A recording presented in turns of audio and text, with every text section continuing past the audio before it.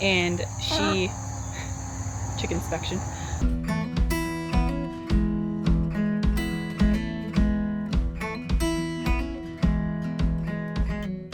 So we have 18 chickens, I think, and 9 ducks here at Calico Cow Acres. A lot of them have very big personalities, and we do have names for all of them, and yes, we can tell almost all of them apart most of the time. You can. I have a hard time with a few of the chickens, but today we're going to show you each of our chickens, the different breeds, talk about what color eggs they lay, a little bit about their personalities, and just kind of introduce the flock.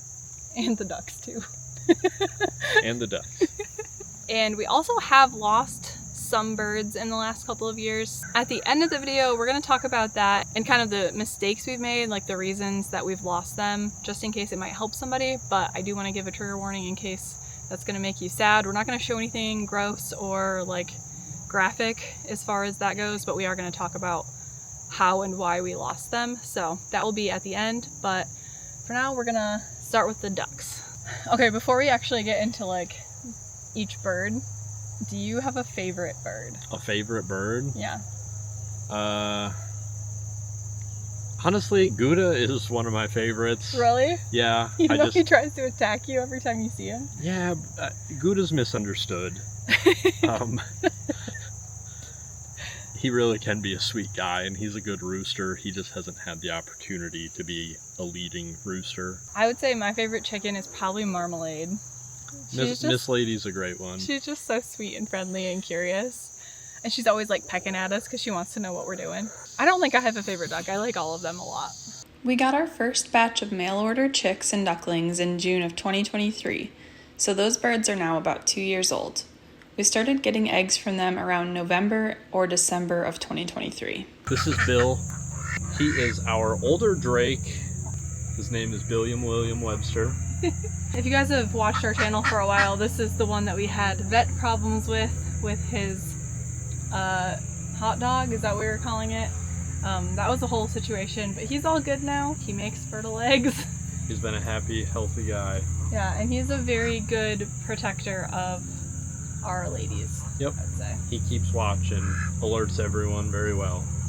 And he tries to bite our toes whenever we're wearing sandals. Only in the summer though. Yes. Mating season. So this is Eleanor. She's also a fawn and white runner like Bill. And she lays white to like a pale blue egg. All of the ducks are going to lay similar colored eggs, but the fawn ones tend to lay more white eggs. And she's a sweet little shy girl. She doesn't really love when we hold her, but hi Steve. This is Steve. Slonky Steve? Celery Yep. Steve? She has many nicknames. She's just had her neck extended this whole time, so she probably looks really funny. I guess what color is she technically? She's technically just a black runner. But she has gotten a lot of white speckling and pattern throughout. She used to be like mostly black, and now she's 50-50. Yeah, every time she molts, she gets more white on her, so she's like a Dalmatian now. Yeah, she like regrows white feathers instead of black feathers. Yeah, but she's really pretty. yeah, she's a beautiful little ducky. Okay, Steve. This is Stella. The last thing I was going to say about Steve is she lays more on the blue end of eggs more than the white, and the fawn ones lay more on the white end. But this is Stella, and we could tell Eleanor and Stella apart by their facial markings. So Stella has more color on her face than Eleanor. They're kind of hard to tell apart from far away, but Yeah, they're the same size. They're both adorable. They're both very sweet girls. We love the ducks. I think if we had to choose between chickens and ducks, we would probably go for the ducks. the ducks are very messy and wet all of the time, but they are very sweet. They're so entertaining too. Our little ducks, our young ducks, don't love to be held. They're more skittish than our big ones. They're definitely not as used to us. So they might be making more noise and more wiggly. This is Duncan. He is our Drake of the younger ducks, and he's currently covered in our clay. He doesn't normally have a brown bill and feet. That's just mud. So we can tell him apart by his voice. And then he has white on his chest right here. He's a very handsome boy, and they've gotten so big in the last 3 months. If you see him next to the big ducks, the older ducks, They're a little smaller still, but they're like, almost like, they just need to fill out. Yeah, they're not filled out. They're just like slonkier. Yeah. But yeah, they're a little more skittish. I feel like his neck is way longer than any of the other ducks. You're a big boy. Duncan. Yeah, he's very mud covered right now because he's been diggling in the mud. This is Dorothy. She's also a blue runner. You can see her speckles. Yeah, she has more black speckles where Duncan has some light speckles, so they're kind of easy to tell apart like that. And then you can see the colored runners. They have like a green tint to parts of their beak, which is really interesting, or their bill, I guess. She likes to be held the least out of everybody. Yeah. This is Pearl. She's like the biggest of all of our younger ducks, and she's been massive since the day we got her. We questioned whether she was a runner just because she's always been bigger than the rest, and one of the varieties we wanted, was it the silver? Silver. Was unavailable. So they marked unavailable, but they didn't really mark what she was. So we think she's like another blue, but she's got some darker like patterns. Head's darker, and when we first got her, she didn't really look like the blue ducks at all. No, so we didn't even know if she was a runner. She kind of has more brown tint to her than the others, and she's like shorter and stouter. Like she's more horizontal than vertical. These are her feathers. You're okay, sweetheart. They're kind of hard to see. She has some blue feathers, like bluish green feathers in there. Like mallard colored feathers. This is little Mavis. She's a teeny little bean, especially compared to Pearl. Yeah, Mavis and you'll see Bernice have always been a little bit smaller, and they're more solid, like she's solid brown and Mavis is more solid black. So we think it might just be like the color variation in size too. So she's a chocolate runner. She's actually the second chocolate runner we've tried to get. Our last one that we got with our big birds, she ended up passing away, which we'll talk about at the end of the video, but these are her colors. She also doesn't like to be held. She's a sweet little girl. We call her Mavie, and she's very cute. Our last one that we have is Bernice. She is so pretty. She's also a tiny girl like Mavis. She's starting to get some really beautiful, like, deep greens in her wings, and she's kind of getting some more colors besides just black. She's very iridescent. Yes, she shines in the sun a bunch of different colors. You can see a little bit of the color on her wings. She's not happy with me right now, but she's very pretty. This is what Steve looked like when we first got her, so I'm curious, once these younger ones start molting, if she's going to get white in her, or if she's going to stay black too. In February of 2024, we got chick fever again and ended up picking up a new batch of 8 new chicks from a local Tractor Supply. They started giving us eggs in mid to late summer of 2024. These chickens are now about 1.5 years old. So I tried to grab him really quick and it didn't work. He's very good at escaping. Our flock rooster's name is Eggo. He's a New Hampshire Red. He kind of looks like an orange basketball. He's really big. 2 sticks. Yeah. He's kind of round, but he's a big rooster. He flies really well. Yeah, I don't know. He's a great rooster. He kind of protects the flock. He's kind of a jerk to me, but I'm able to avoid him most of the time. He's only spurred me once and maybe twice. And yeah, I mean, he protects them really well, and he's always keeping an eye out on them. And he's beautiful. Like, he's very handsome. If you hear really long crows in our videos, like that, it's him. These guys are also New Hampshires like Eggo. You're okay, sweetie. Their names are Hey Hey and Raisin.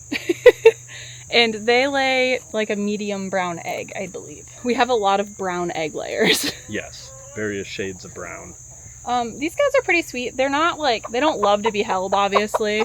Yeah, and a lot of our birds, they just hate being caught. Yeah. Once you're holding them, they really don't mind. Well, the ducks kind of do, but Raisin used to, when we don't hold them as much as we used to. They're kind of more hands-off now, but when we first got them and we were handling them a lot, Raisin loved having her little... Yeah, she likes her chin scratched. So yes. Hey Hey's never really loved being held. So we're using this video partially as our chicken inspection. Yep. Yeah, just pick them up from time to time. Make sure their vents are clean, making sure they don't have any like less obvious wounds. You know, we look at them every day, so we'll notice anything obvious, but it's good to just check them all out every now and then. Make sure they're nice, hefty little birds. They're not losing weight or anything. This is Marmalade. And this is Mango. We have one more. I couldn't catch her. Her name is Bok Choy, and these guys are Bielefelders. So they're really, really pretty birds. They're pretty big. Yeah. They lay a really light brown egg, and sometimes they're like speckled. Like they're very pale brown, I would say, like almost a cream. And sometimes they'll be like dark speckled, which is pretty cool. She has a little jacket on, and she got some pretty bad like peck injuries when she was younger and had like open wounds, so we actually kept her inside separate from the flock for... She was in a basement like crate situation for a few weeks. Yeah, so she got really used to us handling her to like dress and clean her wounds. And that kind of began from Eggo. He's a little bit aggressive with mounting the chickens, the hens sometimes. So we do have some that get occasional wounds and on their backs and their feathers get pulled out from him. And so because of that, Lady, Marmalade, we call her Lady, she didn't have like any skin left on her back. It was really gross. I'm not going to get into the details of it, but she took a long time to heal, and now she's very, very friendly, and she loves like being all up in our business whenever we're in the run. Her back and feathers under the jacket are like totally she's fine clear now. And healthy. She's just always had it on, and she does fine with it, so we leave it on her, and it definitely, if her personality doesn't always make her a distinction, we always know who our lady is. Who Sweet Lady is. Yeah, she's a very sweet hen, and I would say she's like a prime example. If you handle your birds more, they will very much have like more personality and be like friendly to you. She also, I think, is very high in the pecking order. Like she'll even kind of chase off Eggo sometimes. She's a very like strong-minded bird. All right, this is Petunia. You can hold her closer. She's a Cuckoo Marans, so she is gonna lay a medium to dark brown egg, and they're speckled eggs, which is really cool. She lays beautiful eggs. I really enjoy them. I would love more Marans of the different varieties. French Copper Marans, I think, is what everybody wants because they lay like chocolate brown eggs. Hers are medium brown, but they're speckly and they're really cool. She has also gotten more brown over time. I think she's just clay stained. Yeah, and she might be. She used to be more black and white, but she does. It's okay. You can put it on. It's hard to see, but she does have like green iridescent in her feathers too. It's really pretty. Yeah. So this is Peach. She's a little scraggly looking right now because she's having some of those problems with Eggo mounting her and pulling out her feathers. I don't know if you can like try and show her back. It's nothing crazy. She's missing some back feathers, but there's no open wounds. We're actually going to put one of the little saddle jackets on her like Marmalade has after we're done with this so that she doesn't have that problem anymore. Yeah. She used to have one on, and then we took it off of her because I think she healed pretty well, but she's having issues again. So. Yeah, and it's the chickens, they only do like a full molt once a year. Yeah. So a couple of them have naked backs, and we definitely keep an eye on them. They're okay. They just won't get those feathers back again until they molt. Yeah, so they don't fully regrow them until a molt. But you can tell she's kind of a smaller bird. The Amber Star is what she is, and then we have another lady in a nesting box. She's been in there all summer. Her name's Clementine, so we have Peach and Clementine, and they are Amber Star, and they lay light brown eggs as well. You want a jacket? This is Little Acorn, and she is an Americana. Yes, and we have Tofu as well. They are completely different colors, yes, but they both lay blue eggs. However, they have distinctly different colored blue eggs.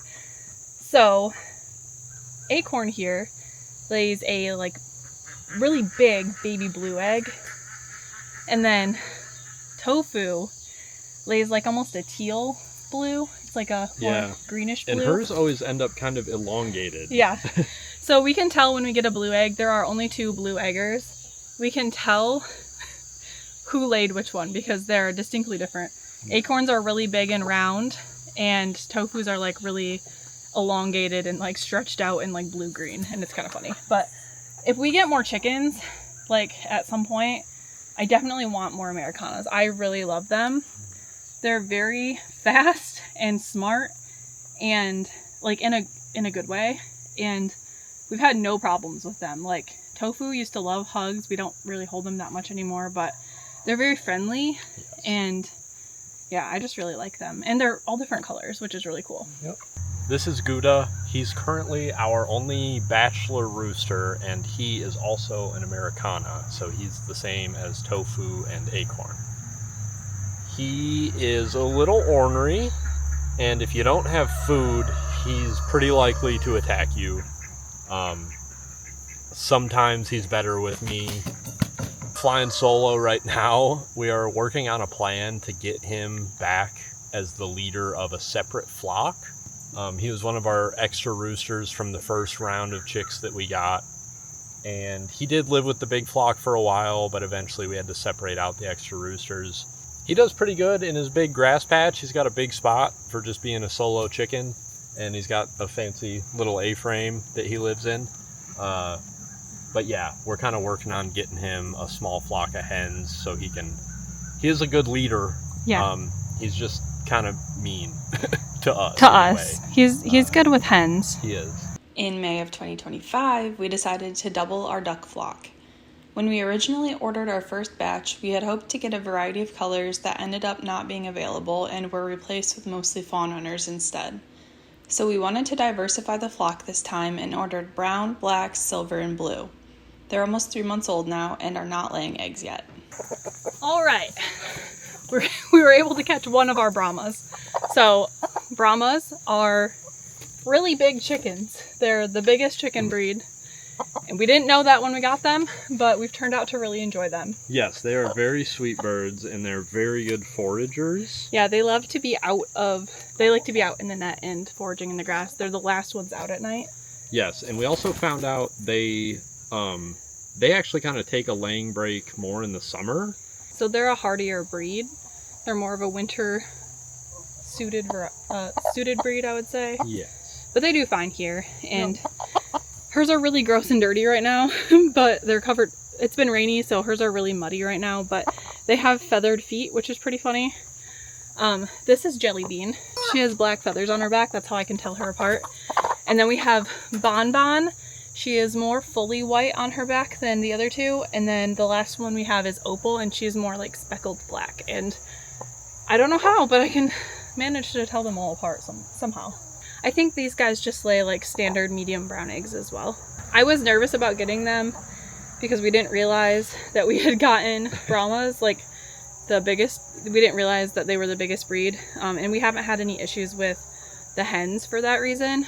But I think they've turned out pretty well as far as like breeds go. Yeah, and honestly our hens, they might not be fully done growing yet. That's part of them being big, is they grow for a longer period of time. And they're only almost 1.5 years old, so. Right, which I think is about how long they grow, is 1.5 years-ish.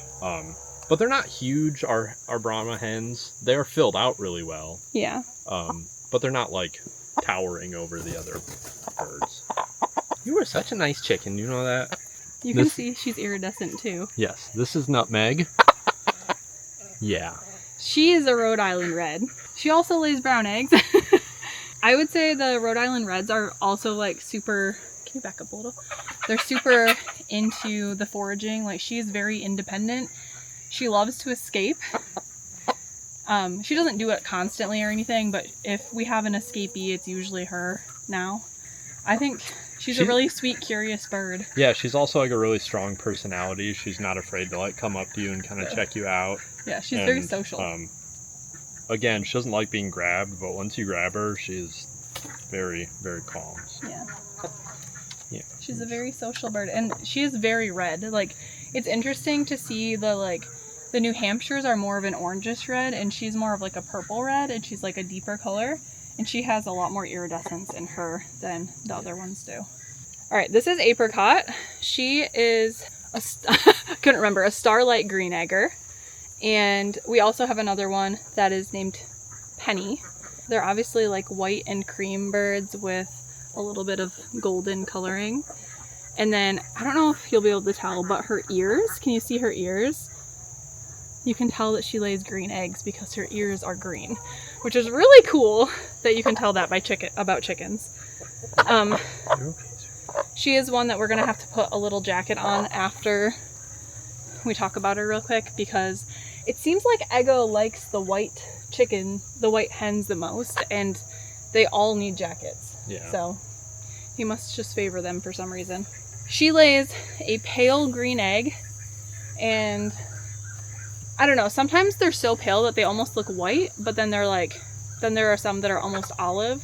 Yep. So it's a good range. There's like pastel green most of the time. Sometimes they're more of an olive, and sometimes they're like pale green, almost white, which I like the variety a lot. I just wanted to show you guys Penny real quick before we put her jacket on too. She looks pretty much the same. She's a little smaller than Apricot though. Yep. And her ears are less green. All right, so that is all of the birds we have right now, and I'm sure we'll get more in the future. I'm sure we'll lose more. That's just inevitable. But yeah, that's our whole flock. Okay, so we're gonna talk about the losses that we've had as far as our birds go here, which they're the only animals we have on the property besides our cats.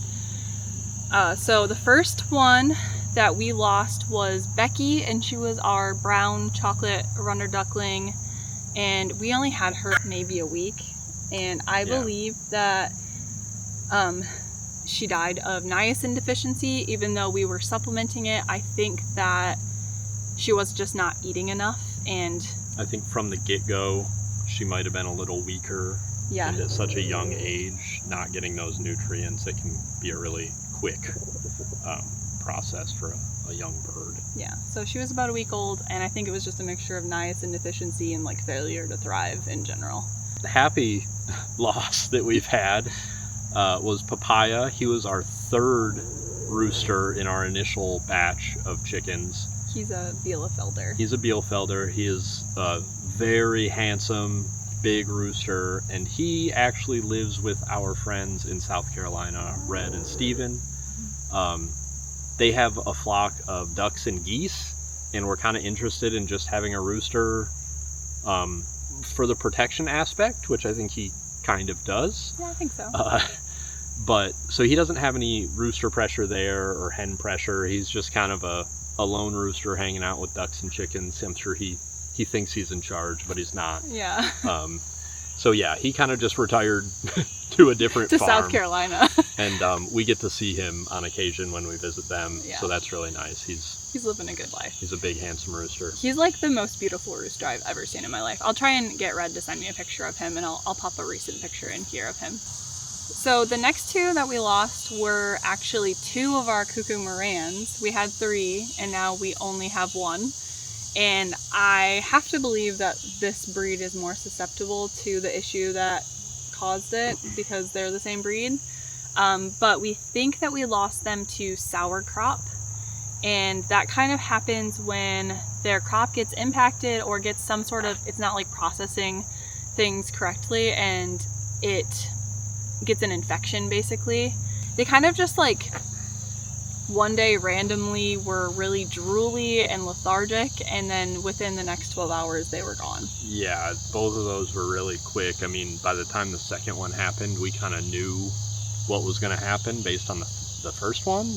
Yeah, so the first one, I have notes. The first one, Pesto passed away in April of last year, 2024. And Pebbles, I can't remember the exact time, but I think it was August or September in 2024. So we had a handful of months between those. It's not, it's something we pay extra attention to, and we try to supplement with apple cider vinegar in their water. And it's not an issue we've had return with any of the other breeds. No. So hopefully what we're doing to combat that will continue helping, but we also do think that maybe that breed is more susceptible to it. I also like that is part of the reason that we try and do like checks on them and like really keep an eye on them as often as we can and make sure everybody's doing well. Like pick them up, make sure they're not losing too much weight, because we just want to avoid it if we can. Yep. Yeah, we say we're pretty hands off with them, but like we're in there when we're feeding them every day, like really taking a pretty good look at all of them, even if we're not picking them up every day. So yeah. We've definitely learned to be more cautious with We're them. hands off, but eyes on. Yes. Yeah. I would say. We had another rooster, Dot, who was a Brahma that we'll talk about in a minute. But we think he actually inadvertently killed one of our hens named Blossom. She was a Bielfelder, correct? Mm-hmm. I came out one day in the winter. We had their net set up in the garden so they could kind of scratch everything up, and they were just roaming out in the garden. And he was sitting next to her, and they were both fine. And I think I was doing something with the ducks, and I turned around, and she was laying there, you know, dead. And he, I think, just crushed her. He was a big rooster. So that's what we were talking about before when we said we haven't had any problems with the Brahma hens. Yes, we think that just his size kind of caused that. I don't, you know, there was no wounds or anything on her. I think he just kind of broke her neck. But then that did lead us to kind of separating. He was pretty docile. He lived with Ego fine. He was a great rooster. But after that, we separated him out from the main flock just because we did not want to take the chance of having that issue with any of the other hens. Yeah, because all of our other hens are normal, like they're not huge, and he was very, very massive. He was like, well, at least he was a solid 2 feet tall. Like he was really big. Yeah, and at his heaviest, he was probably a 15-pound rooster. Yeah, he was really big. He was a big bird. Big bird. Cinnamon is one that hurts my heart a lot to talk about still. I'm gonna cry. So Cinnamon and Nutmeg were sisters. They were both Rhode Island Reds. Mm-hmm. Cinnamon was even more friendly and outgoing than Nutmeg. She was an escape artist. But yes, multiple times a day, every day, she would just go do her own thing. I've posted her like specifically in videos of you guys seeing her get out because she was doing her own thing. Yeah, really just could not be contained. And it became a pretty normal thing for us to just keep putting her back into their, you know, fence or in the run. And then we would do that every night, definitely, before they all went into bed. Before dusk, yeah. But one night we miscounted we made sure she was in, and then we made sure she was in the fence, and they all go in at bedtime, but she must have, within like the time span of us putting her back in and dusk, everybody else must have gone in, and she must have gotten back out or just stayed out in the fence. And yeah, and that had actually happened a couple times, and she must have had pretty good spots to sleep up in a tree. But the last time, her hiding spot was not good enough. And I was feeding the birds the next morning, and I found a headless chicken laying near the duck coop. So yeah, something got her overnight. We think it was a raccoon based on how she was left. Yeah, that was, I mean, it's very hard with all of them, but she was such a big personality. She was a character. And yeah, that was really, really tough. I actually am working on, well, I've already written it. I'm working on a children's book about Cinnamons and her adventures and her little egg nest in the lima bean patch. And I have to illustrate it still. I have it written, but yeah, that's definitely going to be something that comes up in the future. I've been working on that this year. Okay, so Dot is the next one. Yep, Dot was this June. Yeah, that was a traumatic situation. Yeah, that one was really hard. So we've never had to put down a bird until one of our birds until Dot. He got, I mean, it was a pretty quick development. We definitely missed some signs that he was sick, and he had what is called fly strike, and basically fly larvae just take over the chicken. It's really gross. I won't get into too much detail. It was, there was barely any of them left. He wouldn't have made it through the night, I don't think. Yeah, as soon as we really realized what was going on, we tried to treat him and then quickly realized we couldn't treat him. Far too gone. So we did have to put Dot down. And we didn't put him down. We had to have our neighbor Ben come over and help us because we don't have chicken cones because we don't butcher chickens on our property. Yeah. So he was great. He ran over here with the golf cart and a chicken cone, and he was able to help us with that. So we appreciated that a lot. But yeah, that was a tough one. And he was, like we said, he was such a big rooster. And I don't know if you've ever seen chicken butts, but they are like fluffy big diapers, and his fluffy diaper was like the biggest, fluffiest of diapers, and there was no way without picking him up and like looking underneath him that we would have been able to tell. And yeah, and like, we just didn't, there was really not great signs that there was something wrong. Yeah, just he wasn't wanting to eat very well for a few days, and then it was just too late. So yeah, but he was a big sweet rooster too, and he kind of cohabitated with Gouda for a while. Yeah. They got along for the most part. Okay, and then the last one that we have to talk about is the most recent one. It's only happened a couple weeks ago. Edith. Yeah.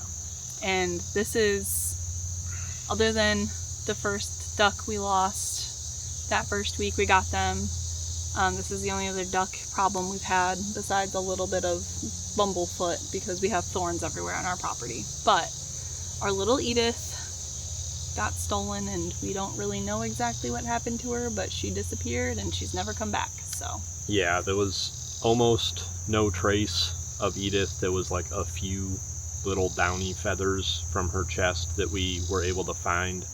We looked over a couple days for multiple hours trying to find some trace of her. Yeah.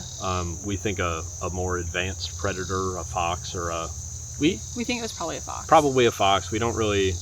We know we have fox here. We see them in our orchard. Yeah, it was either a fox or a cat. More likely a fox. But there was just no trace of her.